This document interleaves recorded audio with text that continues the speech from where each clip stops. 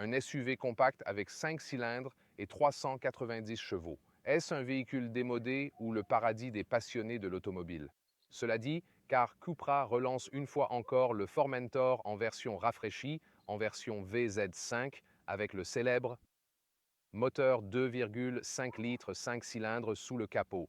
Et je peux vous assurer que l'ambiance va vraiment s'échauffer aujourd'hui, croyez-moi.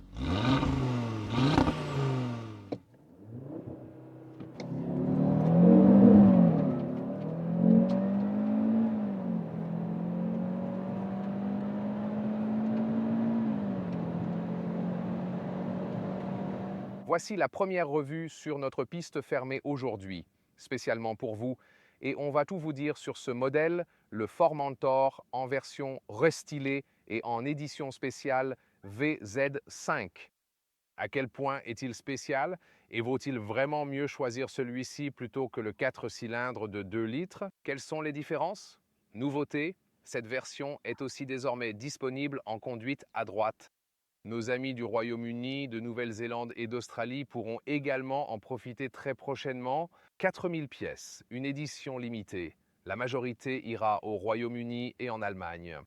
L'Autriche et la Suisse comptent parmi les plus gros marchés, puis d'autres suivront également. Disons des unités isolées, mais une visite détaillée de l'extérieur et de l'intérieur est aussi prévue. Et plus tard, bien sûr, de la conduite en circuit fermé ainsi que la conduite au quotidien, avec Thomas sur Autohofschule en plein écran et en intégralité. Passons à l'avant du Formentor. Lors du restylage, le VZ5 est ici gravé dans la partie inférieure, sur le bas du pare-choc. C'est spécifique à cette version avec des inserts en fibre de carbone. Pack fibre carbone spécial, teinte du véhicule, gris encelade. Vous avez une nuance verdâtre. Le VZ5 dispose de passages de roues élargis pour une meilleure tenue sur la route, des jantes 20 pouces exclusives et des freins haute performance Agabone. Habituellement, les VZ s'arrêtaient à 19 pouces. Longueur 4,45 mètres, soit 175 pouces. Ce Formentor est leur SUV compact, le Terramar est son grand frère.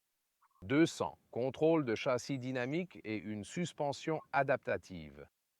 Il reste encore quelques options dans le véhicule, ce n'est donc pas un pack d'options complet. Il faut le préciser, à l'arrière, le restylage avec bande actualisée traverse tout. Ce look moderne ici, avec le logo Cupra illuminé et le badge VZ5, met en avant davantage de fibres de carbone sur la partie inférieure. Vous voyez 4 sorties d'échappement, un look spécifique aux 5 cylindres. Vous vous demandez peut-être, et si j'optais pour l'échappement Akrapovic? Ce modèle est par exemple disponible en option à 4 000 € pour la version VZ avec le 4 cylindres de 333 chevaux. Ici, ils ont dit qu'en théorie, tu pourrais passer par Akrapovic, faire homologuer le système, puis ils l'installent. Mais ils n'ont pas prévu de le proposer comme une option d'usine, car ils tiennent au son pur du moteur 5 cylindres. Je comprends parfaitement cet argument, pourtant certains se diront qu'en choisissant la version 4 cylindres, ils auront un son plus marqué, car l'échappement Akrapovic est disponible en option d'usine. Oui, clairement un sujet à approfondir, et là il faut forcément parler du moteur évidemment. Le Formentor de base propose 1.5 TSI, 2.0 TSI et 2.0 TDI. Également disponible en version hybride rechargeable, le 4 cylindres le plus puissant, 333 chevaux, accélère en seulement 4,8 secondes.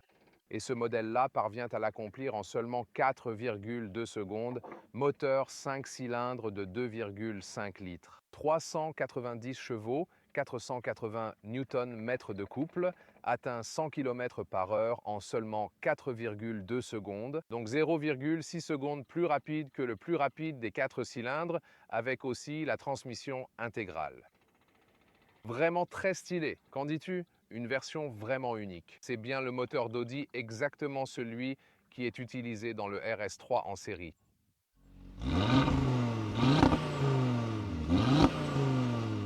Et très important, bientôt en roulant, tu sais, c'est une plateforme à traction avant. La transmission intégrale basée sur une traction, avec l'arrière en appoint au besoin. Cependant, celui-ci ici est aussi prévu pour le VZ avec 333 chevaux.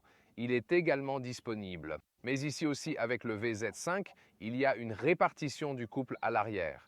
Et cela signifie que, par exemple, lorsque vous accélérez en sortie de virage, vous obtenez plus de couple sur la roue extérieure au virage. Et cela donne une impression nettement orientée vers l'arrière, même si en réalité ce n'est pas vraiment le cas. Tu vois ce que je veux dire? Je le ressentirai ou te le montrerai bien. Quand on roulera de façon très dynamique sur notre piste fermée aujourd'hui, voici le badge. Des stickers exclusifs pour l'événement, rien d'extra, puis le bruit de fermeture, solide comme ça. Voilà ce qui m'intéresse. Avec la voiture et les options, j'écoute pas que l'échappement, mais aussi le bruit des portes. C'est une signature du ressenti auto.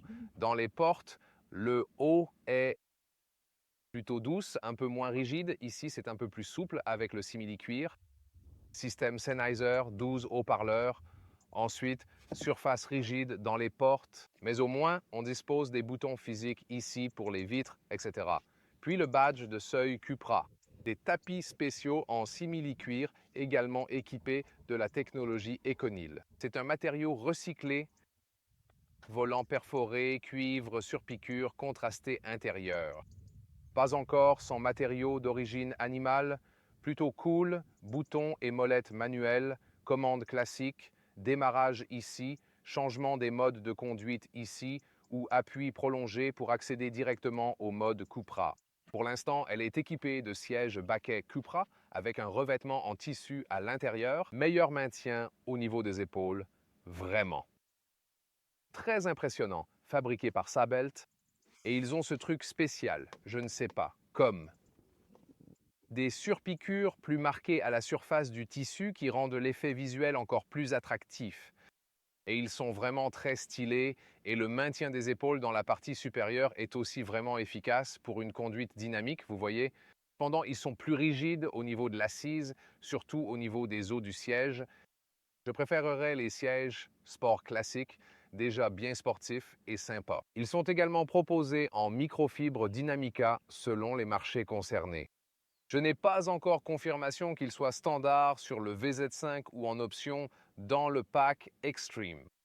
Et les marchés peuvent varier. Je prendrai toujours un formateur sans siège baquet, mais avec des sièges sport pour un confort optimal. Volant réglable haut-bas et avant-arrière pour une position optimale. Passage de rapport aux palettes et une boîte auto DSG. Et ici, j'ai encore un peu d'espace au-dessus de la tête. C'est aussi un toit panoramique. On peut d'ailleurs encore l'ouvrir. Oui, vraiment très rare de nos jours. Un pare-soleil électrique est également intégré. Et maintenant, au poste de pilotage. Ambiance sportive et épurée. Avec le restylage, un écran de 13 pouces est intégré. 12,9 pouces précisément. Pas de cadran physique, mais des curseurs pour la température, ce qui permet un minimum d'action hors écran. Vous pouvez aussi utiliser plus-moins à l'écran, mais glisser reste un peu plus pratique en somme. Oui, et ce que je trouve plutôt cool, c'est que vous avez un tableau de bord bien structuré juste ici. C'est une belle structure bien tangible au toucher, et puis ces bords ici bien nets qui donnent un intérieur soigné avec les touches cuivrées qui font contraste ici. Ce design, je l'adore sans hésiter. La boîte à gants ici, elle est pleine de trucs pour le moment. C'est pour ça qu'elle tombe tout de suite. Encore ces sièges baquets. Comme dit, je préférerais les sports classiques. Mais ils sont vraiment impressionnants, c'est vrai. Console centrale ici, les parties latérales sont un peu molles, comme je dis. Surpiqûre contrastée et zone de charge inductive ici. Est-ce qu'il est aussi ventilé? Je dois encore chercher. Oui, il l'est bien. J'ai dû bien regarder. Deux chargeurs USB-C, voilà justement le bouton USB off. Ils l'ont bien inclus, c'est sûr. Ne l'utilisez pas sur les routes publiques, s'il vous plaît. Appuyez une fois, c'est ESC. Sport. Et puis appuyer et maintenir enfoncé, cela désactiverait complètement l'ESC. Mais encore, ne l'utilisez pas sur route publique, s'il vous plaît. ESC Sport est nécessaire pour le contrôle de lancement. Nous l'avons fait là-bas sur circuit fermé. Vous n'avez donc pas besoin de désactiver l'ESC. Moi-même, je ne conduis même pas sur une piste avec l'ESC désactivé. Ici, vous déposez le badge. L'un est pour la marche arrière, un autre également, et celui-ci sert à la marche avant. frein à main électrique, puis les porte-gobelets de tailles différentes mais non ajustables. Là, ce serait un peu plus doux pour votre coude, mais vous pouvez l'ajuster vers l'avant. Et aussi en hauteur, puis un peu plus d'espace en dessous avec l'alimentation 12 volts. J'apprécie vraiment l'interface classique au volant avec tous les boutons manuels pour le régulateur et tout le reste. Et le volant chauffant est disponible en option. Vous appuyez sur un bouton et c'est tout. Et ce que j'aime aussi, c'est que les instruments numériques ici permettent d'afficher ce grand compteur de régime. On aime aussi comme sur les Audi anciennes, par exemple. Donc ce serait mon affichage préféré dans les instruments numériques pour cela, avec encore plus de détails à l'écran. Et ici, l'unité principale de divertissement, ce qui est important ici, c'est la sélection des conduites. On peut également utiliser le bouton situé sur le volant. Comme mentionné, les modes de conduite se sélectionnent individuellement de cette façon. Mais en mode confort ou ailleurs, par exemple, il suffit d'appuyer et de maintenir pour passer directement en mode Cupra ou en mode individuel. J'adore. Vous y réglez entièrement seul le DCC, la suspension, jusqu'au confort total. Mais passer la direction en mode ferme, performance ou Cupra, c'est bien. Autre point clé, en glissant, désactivez le bip vitesse UE, l'alerte vigilance et l'aide au maintien de voie. Sièges arrière, porte, finition mat, habillage cuir avec insert rouge et mat en bas. Plutôt joli en gris avec. Des surpiqûres cuivrées bien visibles et soignées. Et ici, on retrouve également des sièges baquets à l'arrière. Les fixations ISOFIX sont bien présentes et facilement accessibles. Des porte-gobelets fixes ici au centre, mais la finition reste tout de même bien solide. Voilà le haillon prévu pour les skis. Et sinon, le confort et l'espace à l'arrière. Confort bon. Ma taille est 1,89 m, place restante. La version avec toit panoramique s'ouvre vraiment et on dirait que ces sièges sport offrent vraiment plus d'espace pour les jambes, tu vois. Je peux m'asseoir en grand, plus d'espace en bas. Et avec ce facelift, 2 USB-C ajoutés. Voyons le coffre, car même si vous recherchez la conduite sportive, vous souhaitez aussi pouvoir l'utiliser au quotidien. Voilà, 40 pouces de large. Celui-ci passe également juste en dessous de cette couverture. Puis on rabat les sièges en 2 tiers, 1 tiers. La longueur totale est d'environ 62 pouces, soit 1,60 m environ. Bien utilisable. Ici en dessous, on peut soulever ça. Peu d'espace en dessous à cause du caisson de basse. Alors oui, c'est donc oui, on le laisse généralement à cet endroit. D'autres modèles offrent plus d'espace en dessous, particulièrement lorsqu'on n'a pas trop d'autres équipements à placer. Et vous pouvez aussi enlever celui-ci ici. Voilà. Et là, on obtient une hauteur totale de 70 cm ou environ 27 pouces. Et la longueur normale, sans pliage, est d'environ 80 cm, soit 32 pouces. Premièrement, on commence toujours dans le circuit fermé et on laisse bien le moteur s'exprimer un peu. Lancement contrôlé. Allez, go!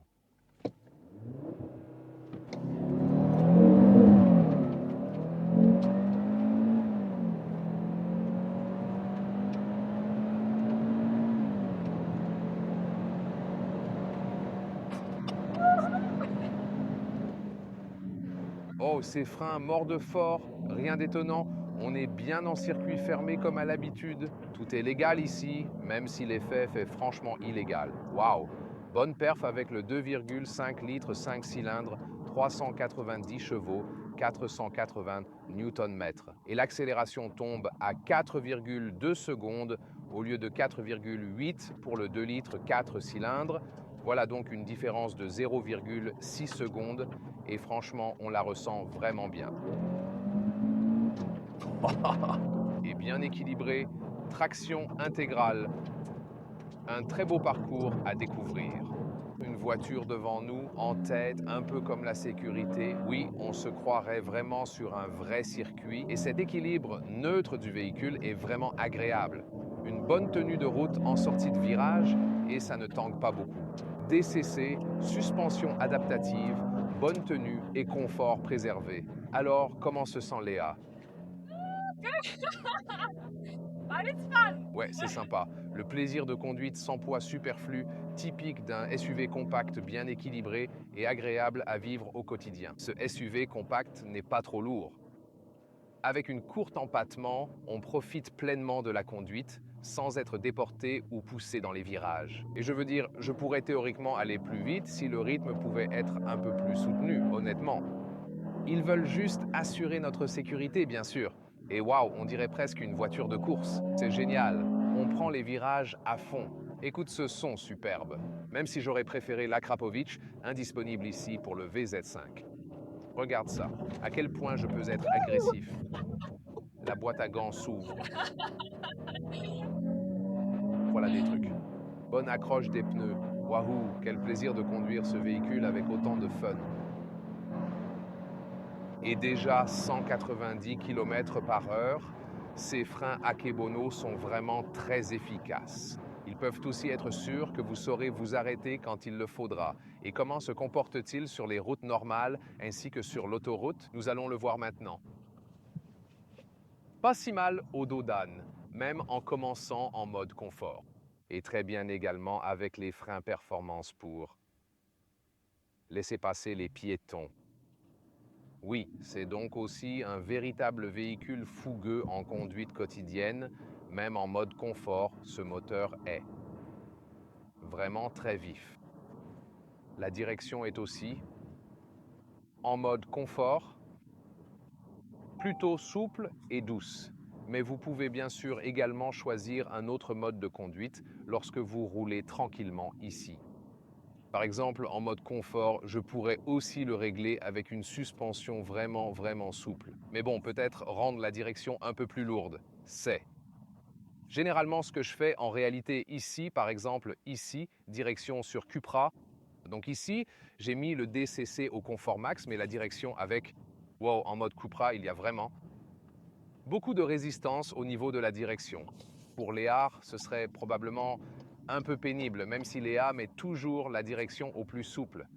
J'avais personnellement préféré plus de fermeté et on peut effectivement bien ajuster ce paramètre. Le ressenti est ensuite un peu moins tendu que dans Cupra. Incroyable, on ne s'attendait pas à une résistance aussi marquée dans ce mode. De nos jours, c'est vraiment très surprenant. La réactivité du moteur conserve encore légèrement ce comportement typé comme dans ce mode éco pour un moteur normal, tu vois ce que je veux dire. Et faut le dire, quand tu es en mode Cupra, c'est presque impossible de conduire sur des routes normales parce que je me disais aussi, mais qu'est-ce qui se passe ici? Ouais, quand tu passes en mode Cupra. C'est presque injouable dans des situations de conduite normale parce que tu te dis, bon, là, c'est vraiment du style circuit, quoi. Ouais, je sais que le DCC, au fait, n'a pas de configuration différente. Je parle du système d'amortissement adaptable. Si tu le compares à celui disponible sur l'autre version VZ, ce n'est pas comme s'ils avaient annoncé « et ». Ce n'est d'ailleurs pas vraiment nécessaire, puisque la voiture ne doit surtout pas devenir inconfortable à cause de sa suspension. Le Formentor est un SUV compact, donc il a aussi la bonne taille et se montre agile en conduite normale. C'est très bien aussi. Ces sièges baquets ici, bien sûr, quand vous prenez des virages serrés et tout, ils vous maintiennent plus fermement. Toutefois, comme dit précédemment, la profondeur d'assise, surtout au niveau des ischions, est bien plus ferme que sur les sièges classiques, déjà sportifs, avec appui-tête intégré. Mais celui-ci ici est vraiment plus étroit et plus dur. Il faut donc vivre avec, vous voyez. Je prendrais probablement un siège d'essai chez le concessionnaire. Si je devais faire un ancien modèle, je prendrais toujours les sièges sport normaux. Et sur des routes de campagne, on peut aussi simplement laisser rouler un peu, en profiter tranquillement. C'est bien, la suspension assure, roue de 20 pouces à l'appui. Cela rend la conduite un peu plus ferme, bien sûr, mais le DCC compense assez bien cela. Bien sûr, si vous optez pour une version non VZ5 avec des jantes plus petites, vous bénéficiez alors d'un peu plus de confort. Pour cela, c'est toujours une question de taille des jantes. Donc, si vous vous demandez si vous préférez plus ou moins de confort, vous pouvez toujours trancher un peu avec. Les jantes de 20 pouces sont d'origine sur le VZ5, ce qui met clairement en valeur le caractère sportif du véhicule et elles offrent un plaisir de conduite indéniable au quotidien, que ce soit sur route, en ville ou sur autoroute. C'est un équilibre vraiment excellent du véhicule et on peut toujours, au fait, appuyer et maintenir pour revenir automatiquement au mode Cupra sans avoir à le sélectionner manuellement un par un. Et accélérons encore une fois sur l'autoroute, allez-y.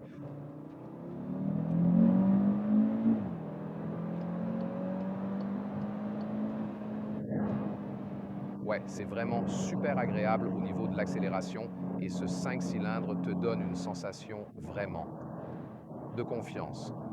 La version de 333 chevaux avec le 4 cylindres de 2 litres est aussi assez rapide, c'est sûr, mais celle-ci, avec ses cylindres supplémentaires et plus de cylindrée, elle te donne un petit plus de confiance, tu vois. Bien sûr, l'inconvénient, c'est qu'ici, tu as un peu plus de poids sur l'essieu avant par rapport aux 4 cylindres de 2 litres, mais je pense que c'est plus une question de philosophie, en fait. Et tu peux aussi, tu peux alors parcourir à nouveau les modes de conduite si tu veux, par exemple, un mode plus confortable. Si tu souhaites passer du mode Cupra au mode confort, là, tout devient un peu plus détendu, et alors que dans le moteur paraît presque un peu nerveux, insiste toujours un peu, allez, faites-moi la course sur l'autoroute, ça reste tout à fait correct. Le Formentor n'est vraiment pas le plus silencieux sur l'autoroute, faut bien le dire. Le Terramar, le grand frère, isole bien mieux. C'est important de le savoir, tu vois. Du coup, le Formentor paraît un peu plus bruyant sur l'autoroute, question sonore.